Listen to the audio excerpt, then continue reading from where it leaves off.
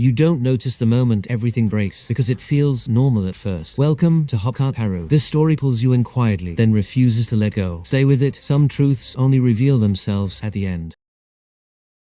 In today's story, after drinking through the entire night, a man wakes up in the morning with a splitting headache. He turns to his side and freezes in fear. In that moment, he understands this morning is not like any ordinary day. A dead rat is lying right next to him. Soon, it hits him that he's trapped inside a vault-like room. There's a heavy iron door and a metal cabinet. The air inside the room is thick, a mix of rot and fear. Flies buzz around him, restless. Some of them are feeding on the dead rat. He looks at his watch. It's 9:00 a.m. He tries everything to open the iron door, but nothing works. He starts banging on it, screaming for help. No response comes from outside. He has no idea when or how he ended up in this room. After a while, the pressure builds. He desperately needs to use the bathroom. At first, he thinks this is a prank. He suspects Fletcher, the guy he works with, but the situation feels far more dangerous than a joke. He works with Fletcher, so he shouts jokingly, saying he'll get him fired the moment he gets out. But as time passes, he realizes there's no one outside. The silence deepens his fear. Not a single sign of anyone. He pulls out his phone and calls Fletcher, but there's no signal at all. That means only one thing. His connection to the outside world is completely cut off. Now he's sure he's fully trapped. He tries opening the metal cabinet, but it's completely locked too. He walks around the room, searching for hidden cameras. There are none. Nothing makes sense anymore. Slowly, confusion turns into irritation, and irritation turns into rage. He starts screaming at his colleagues, even though no one is there. Fueled by anger, he takes off his belt and begins hitting the iron door with it. After some time, he collapses. He hasn't eaten anything since yesterday. He yells that if they don't let him out, he'll hand everyone over to the police. Still no response. An entire day passes. He wakes up again and checks his phone. That's when he realizes time is now working against him. His inhaler slips from his hand, falls to the floor, and breaks. There's no food, no water. If he wants to survive, he has to do something. He takes off his shoe and, out of sheer desperation, urinates into it and drinks it. The situation has pushed his humanity to its limits. Loneliness and hunger are slowly driving him insane. Suddenly, he notices a key inside the tube light above. He breaks the light immediately and pulls the key out. Using it, he manages to open the metal cabinet. Inside, he finds 2 full oxygen cylinders and several tools, hammer-like equipment. A faint ray of hope appears. He tries breaking the iron door using the tools, but not even a scratch appears on it. He attempts to burn the door with the welding machine, but he doesn't know how to use it properly. Watching the welding flame, an idea strikes him. He plans to trigger the fire alarm using the fire, hoping at least some water will come down. But luck isn't on his side. The alarm turns out to be fake. Then he decides to smash the lock with the hammer, but the door is too strong. Now it's clear getting out of this place is not going to be easy. He still couldn't break the door. Hunger and thirst push him to the edge, and depression slowly takes hold. To release his anger, he starts smashing the cabinet violently, but nothing changes. His mind begins to stagger under the weight of the situation. After a while, he calms down and sits quietly. That's when he notices a small hole in the wall. He immediately grabs a heavy hammer and starts breaking it. He plans to dig a tunnel and escape from there. Slowly, the oxygen level in the room starts dropping, so he turns on the oxygen canister. His desperation to stay alive is now visible in every movement, but too much oxygen makes him dizzy. He turns the canister off. His eyes fall on the insects crawling over the dead rat. To survive, he becomes his own Bear Grylls and eats the insects. After forcing the food down, he continues digging the tunnel. After intense effort, the hole grows larger. Inside the wall, he begins to see iron rods. Using the welding gun, he keeps cutting through the rods and the wall. Soon, light starts coming through. Seeing it, he jumps with joy. The hole is now big enough for him to crawl through, but the moment he steps outside the wall, the ground slips from under his feet. The next step becomes a collision between hope and reality. He hasn't entered the outside world. He has ended up in yet another room, just like the first one. All his effort is wasted. In frustration, he starts banging on the iron door like a madman. That's when he realizes this game isn't over yet. After calming down, he looks around the room. In one corner, there's a red-colored coffin. He carefully lifts the lid. Inside, he sees a beautiful girl. His eyes widen in shock. She doesn't look dead. She seems to be in deep sleep. When he tries to wake her, she panics badly. He attempts to talk to her, but soon realizes they don't understand each other's language. Terrified, the girl runs back and hides in his old room. The man no longer has the strength to explain anything to her, so he decides to spend the night sleeping inside the coffin. But in the middle of the night, the scared girl comes back and makes space for him. Fear and helplessness have forced them into the same place. She gestures for him to continue digging the tunnel, but hunger and thirst make it impossible for him to do anything. Days of digging have injured his hands. Now, his body isn't the only thing breaking, his courage is too. He desperately needs rest now. The girl picks up the tools herself and starts digging the tunnel, but it isn't easy. easy at all. After some time, she needs to urinate. Every moment, the situation keeps dragging them lower. She runs toward the other room, but the man stops her. Using gestures, he tries to explain something. He hasn't had water for 3 days. For him, the girl's urine is priceless. Hesitant at first, she finally agrees and urinates into his shoe. To save his life, he has to do it again. The price of survival is now paid with humanity. Even though the girl doesn't understand his language, she understands his condition. She knows what survival demands here. The man then teaches her how to eat insects, but she flatly refuses. After that, the man starts working again to break the wall. Even after a long time, he manages only a small hole. Seeing this, the girl breaks down and cries. Why won't this wall break? How could it? It's made of onbuja cement. The man hums a Naya Kaka song to calm her down. Hope is weak, but it isn't gone yet. She starts singing along with him, and then, by mistake, the hammer strikes the man's hand. The girl immediately removes the cloth from her head and wraps it around his wound. In that painful moment, something shifts. That single act lays the foundation of trust between them. They become friends. Together, they resume digging. Suddenly, the lock on the iron door starts turning on its own. Both of them rush toward it, but the lock snaps back into place. After trying again and again, they realize something strange. As long as they keep their backs turned to the door, the lock continues to rotate. Slowly, carefully, they move backward toward it. Finally, the door opens. They enter the third room, but with the light of hope, a new fear rises. This room looks exactly the same. Another iron door and an empty grave placed in the center. The girl acts quickly, running back to collect all the tools. They try opening this door too, just like before, but no matter what they do, the door refuses to open. Now, they have no choice. Digging the grave is the only option left, but the man's body is now speaking louder than his courage. He has no strength left. He gets dizzy and collapses. The girl is still standing. She hasn't worked as much as he has. Soon, fever grips the man's body. That's when the truth finally reveals itself. They understand what their captor truly wants. The man realizes whoever trapped them wants to watch them kill each other. To get out, one of them must die. The grave in the room is meant for one of them. For a moment, the man thinks about killing the girl to end everything, but he can't do it. All his desire to live fades away. For the first time, he accepts death as the path forward. He lies down inside the grave and waits. The girl slaps him, punches him, tries desperately to keep him awake, but his body doesn't respond. She pulls him out of the grave and lays him on the floor. She's exhausted too. She screams at the door, but not even an echo answers back. Now she sees no way out either. In the end, she quenches his thirst with her tears. She knows she won't survive for long either. From this moment on, their fates are bound together. She begins removing her clothes. Even in his fading consciousness, the man understands what she's doing. Her touch slowly brings him back. That night, humanity rises above fear. She keeps him awake all night. After a while, both of them collapse onto the ground. When the man opens his eyes later, he sees the girl sleeping beside him. Crawling, he reaches the other room, pulls out cloth from the coffin, and gently covers her. Then, overcome by weakness, he faints again. Suddenly, the sound of the lock turning. Both of them wake up instantly. Just like before, they turn their backs to the door and move forward. The man is now so weak he can't even walk on his own. The girl supports him, dragging him toward the door. This time, determination overpowers his failing body. The door opens, and an unbelievable sight fills their eyes. Beyond the iron door, the world looks like heaven. Waterfalls everywhere. Birds, flowers, so much beauty. After everything, life finally rewards them. They don't see any danger. They look at each other and smile with relief. After enduring so much pain, they are finally given an ending this beautiful. Sometimes the greatest fear creates the deepest bond. In the end, nothing was truly resolved. It didn't explode. It didn't explain itself. It just stopped moving